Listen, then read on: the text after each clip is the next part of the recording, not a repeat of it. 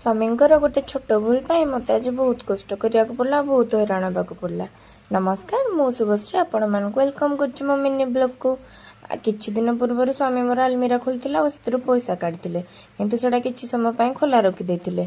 परे मु आसिक लॉक कर दैथिली। 2 दिन हेलाणी सोइला भितर मते खाली मुसार काटिबार आवाज सुना जाउथिला। आ मु आज टाइम पाइकी सब सजाड़िबा पई लागिली।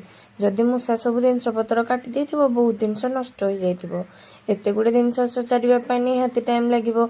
मु सब गोटे गोटे आग बाहर करिकी सब चेक करुथिली। प्राय ऊपर जिनस किछि काटी नथिला, ठीक ठाक थिला, किंतु भितरर जिनस कोन हेतिबो ठीक से जणा नाही। आ सब जिनस मु काढिला परे ही जणा पड़िबो। आ एठु सब जिनस काढला परे तळर अवस्था देखिली पूरा नष्ट कर देथिला काटिकी। आ पूरा कुटकुटी ही कर देथिला। तापरे मो मन बहुत दुख हो गला। मु चली बैग गुड़ा चेक करिया पई एठी काले किछि नष्ट हो जाइथिबो। एथिरे बहुत हेवी साड़ी थिला जो गुड़ा के मु पिंधेनी।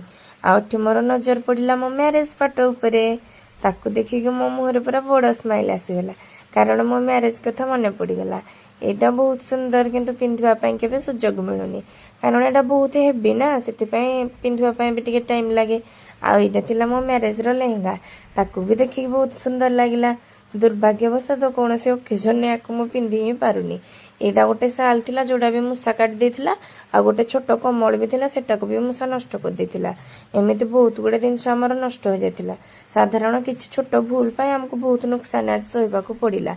एमिति छोट छोट भूल पाई बहुत जिनस नष्ट हो जाए। आ फाइनाली मु आलमीरा पूरा सजाड़ी सारली। आज जी एते सब कांड कारनामार कारण सी पूरा आराम निदरे सोइजंती।